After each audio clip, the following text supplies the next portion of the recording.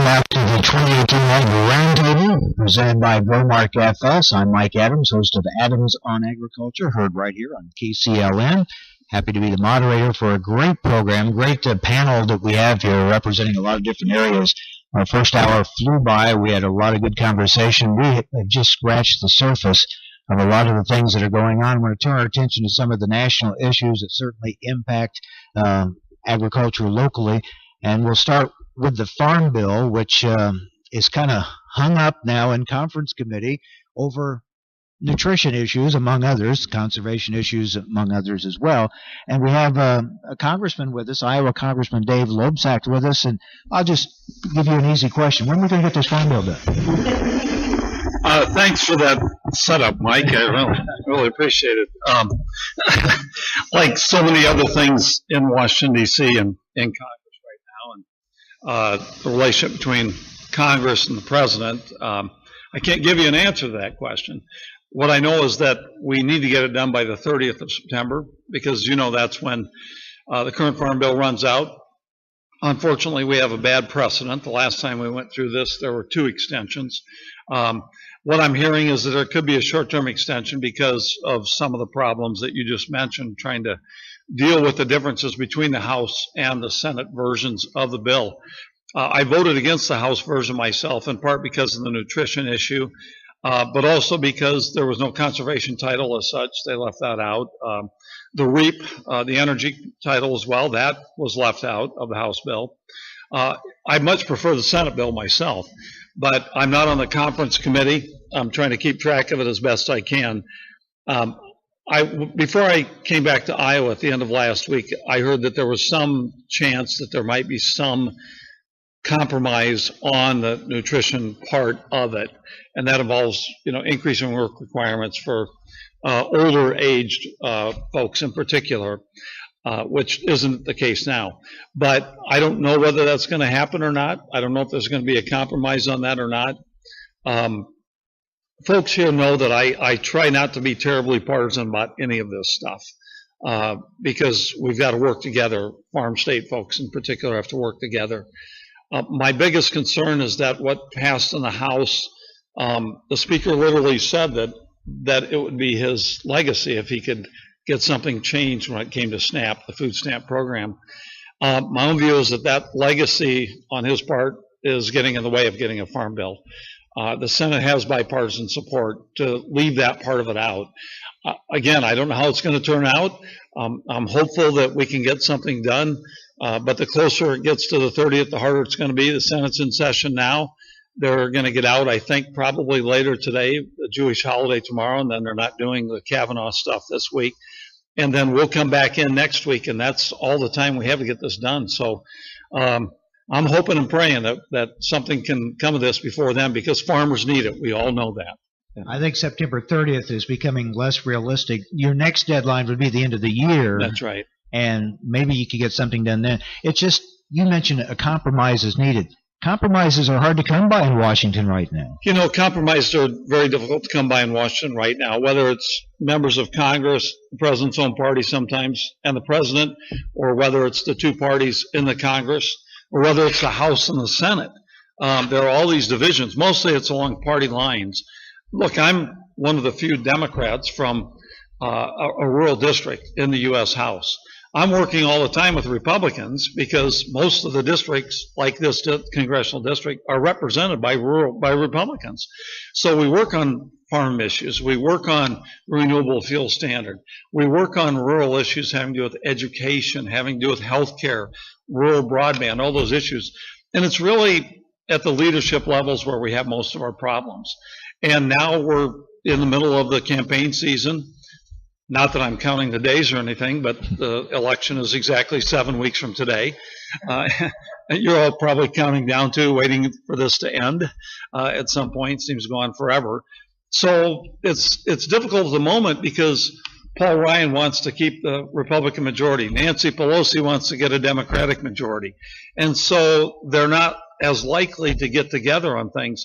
We do have a bit of a compromise on some of the appropriations bills that have gone through. We passed some in the House and in the Senate. The Senate just passed a combined defense bill with labor and Health and Human Services today, I believe, and we'll get that in the House next week. I think we'll get that passed. The problem is there's some things that are going to need a continuing resolution in all likelihood, and the Farm Bill would likely get folded into that. There would be an extension through December 7th, until December 7th. And then after the election, we come back and fight it out. But we can't kick the can down the road. The farmers who are here, the folks you're representing, they need that stability. They need that predictability. My wife was asking, I'm not a farmer, but I grew up in Iowa and went to Iowa State and all that. My wife's from suburban Chicago, and she started asking me questions about when the farmers have to buy seed. I said, you have to talk to Deanne about all that. Deanne Judge, my district representative from Albion. He has all those answers. I depend on him for all those answers. But it's a big deal, and it's got to get resolved sooner rather than later, clearly. What used to be in agriculture, it was kind of the last segment that bipartisanship prevailed. That's right. And you could get a farm bill done. They'd go in behind closed doors, hammer it out, and come out and get it done. What we've seen now, this time, that no longer is the case. We've brought more voices into the farm bill debate, and I'm not saying that's bad. I mean, there are a lot of areas that are impacted through nutrition programs and things like that. But as more voices came in, it made it even more difficult to get it passed. Yeah, that's right. And look, I think it's because within the House of Representatives, we've got some divisions within each party too, and so there are different interests at stake, and those are trying to get worked out. Again, I just come back to let's just, we can deal with the nutrition, the SNAP program separately if we have to deal with that. But let's not hold up the Farm Bill because of that debate and because of that ideology that folks are talking about there. There are legitimate concerns within the SNAP program. I was just talking to Dustin about that during a break.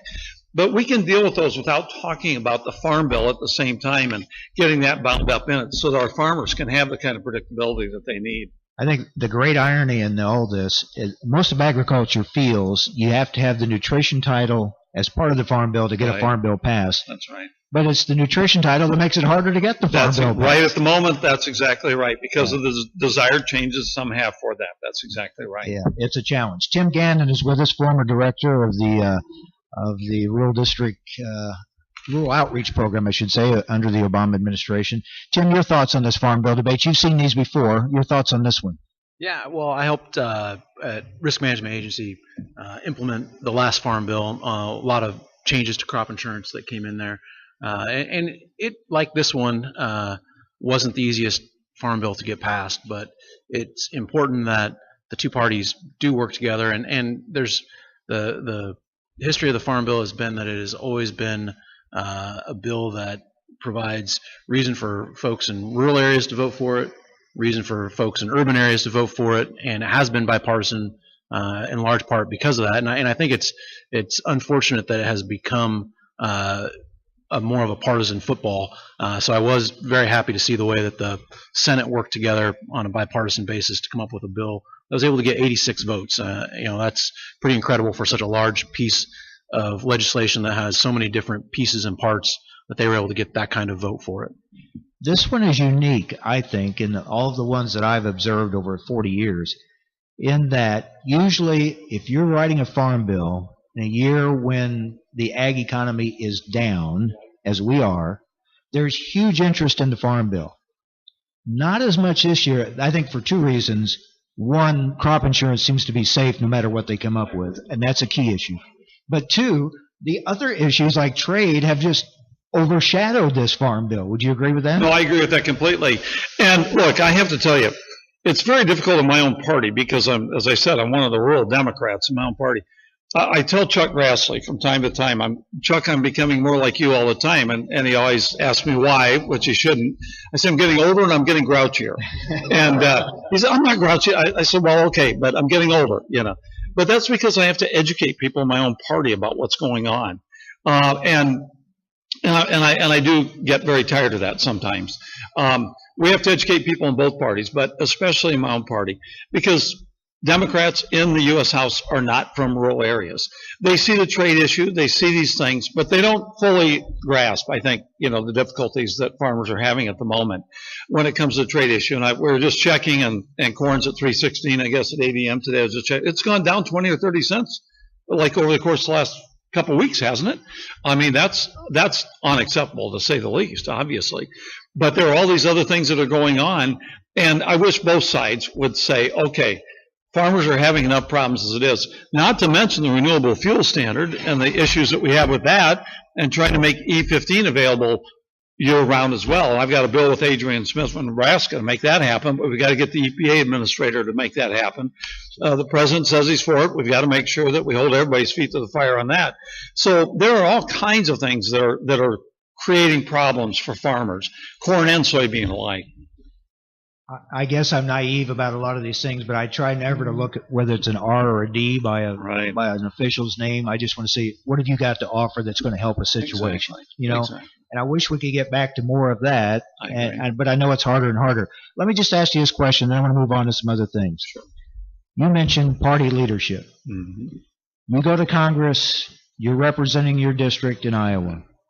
How much can you do on your own, or how much pressure do you get from the party leaders above you to do what the party wants you to do? I get a lot of pressure from the party leaders. When I first got there in 2007, I was asked by Nancy Pelosi and Steny Hoyer, the two top Democrats coming into the Congress that time because we'd taken the majority, if I wanted to be part of what's called the whip team. That's the team that goes around the floor during votes and lines up the votes, you know, and we were in charge at the time, lines up the votes for the bills.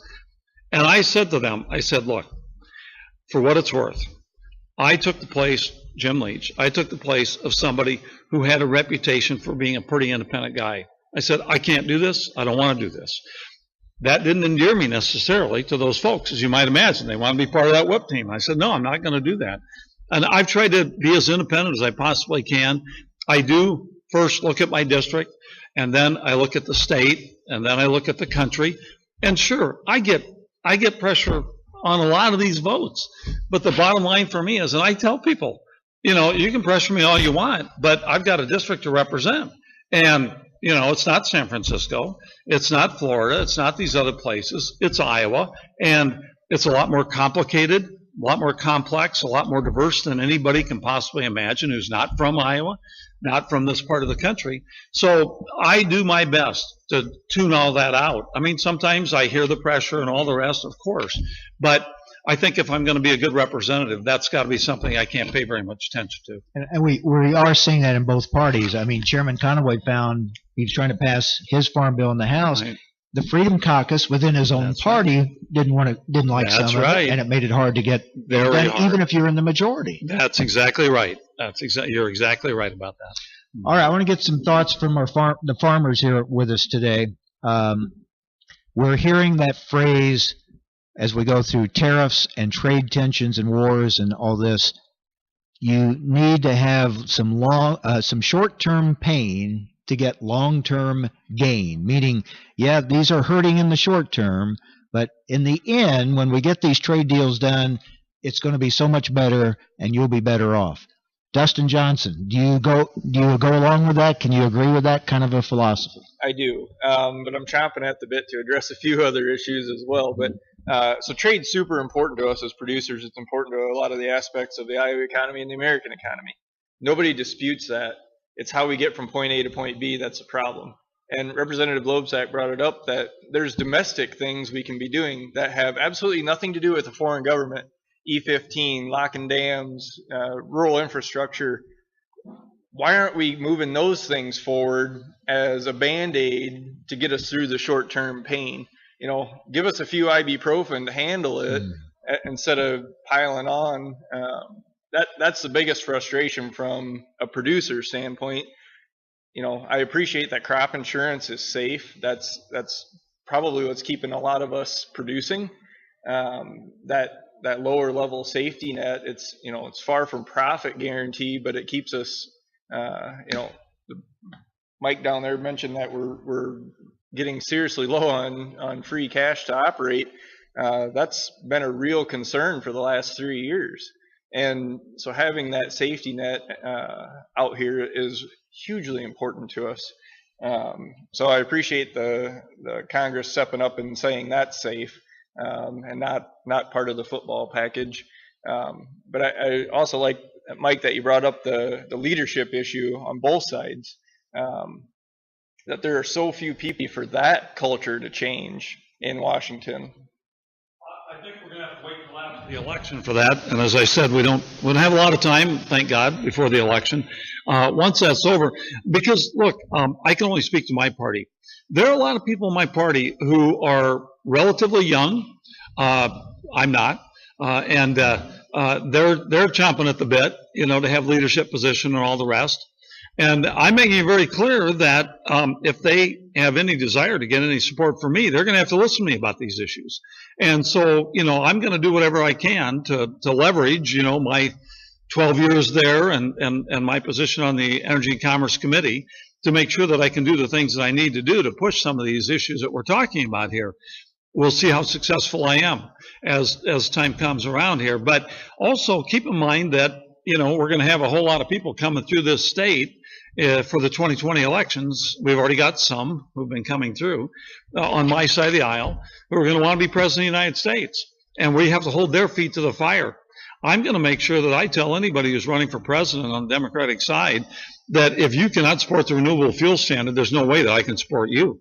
If you cannot support the kinds of things we're talking about here, E15 year round, that's difficult for some Democrats because they buy what I think is not accurate information. That, E15 is, as you know, banned during the summer months, supposedly for environmental reasons. Well, we know that that's not, in fact, true. And so there are a lot of people on my side of the aisle who will make that argument. I'm going to tell them that's simply not the case. So we have to make sure that those of us who are not in leadership positions, although may have been around a little while, they might want some support from us, that our support will not be there unless they're on board on some of these issues. And I've already made that very clear to a number of those folks. So that's what I can do. Okay, before we get back to trade, let me ask you, though, what about waters of the U.S. that went in under President Obama? We're trying to get rid of it now. Right. I don't know too many people that really like that rule. Yeah. What are your thoughts on getting this changed? Well, basically it's tied up in the courts right now. And so I don't know where this is going to end up. Well, I think we all can agree that we've got to protect the water. We know that. We've seen what's happened here in the state of Iowa, water quality. I think everyone kind of agrees that we've got significant improvements we have to make, and the question is going to be how to go about doing it. I'm not for necessarily forcing people to do anything. I think we've got to provide incentives for people to do the right thing, whether it's conservation programs or any number of other things. I don't know how WOTUS is going to end up in the courts, quite honestly. I had initial problems with WOTUS when the first iteration of it came around, and I was opposed to what was going on that, said take it back. They took it back. A lot of people were still not happy with what they came back with. I'm doing my best to try to find a compromise on this thing, because I know that probably everybody in this room is opposed to the second rule that came out on the part of the Obama administration. But I think everybody here probably would recognize, too, that we do have a water quality issue. A lot of it's going to happen at the state level, and I'm in favor of doing what we can at the state level, whether it's the current program that we have now, but we can make it better perhaps by providing more resources to make it better, to help farmers do the kinds of things that farmers want to do. You all want to do the right thing so that the water quality is not going to be as bad as it has been. That rule seemed to say to agriculture, the federal government says to you, we don't trust you or think you can do it on your own. We're going to make you do it our way. Right. And I think that's what most in agriculture are opposed to. That's what I'm hearing. That's right. Jim, any? That the Corps of Engineers is not the right governmental agency to be making those decisions, recommendations, rules as well. The rural representation wasn't there to make sure that the producer interests were fully vetted. I would agree. Thanks, Dustin. Jim, any thoughts on that? Well, I worked at USDA and not on anything to do with the waters of the United States, but I did want to address one of your questions about crop insurance, because with what we've seen in the news over the last couple of days, crop insurance will be what helps a whole lot of folks in North Carolina and South Carolina get to next spring. 3 years ago, when South Carolina had gotten a big rain, I went down because there were issues with some quality adjustment and some other folks who were concerned, because I think we're a little bit spoiled here in Iowa and in the Midwest. We've seen how well crop insurance works for corn and beans. It doesn't work as well for every other crop out there, and so that, I think, while they're not making any cuts to crop insurance, there are still improvements that can be made so that it works as well for everyone else as it does for us. And that would help us, politically too, obviously, to get the support of folks from other parts of the country. Yeah.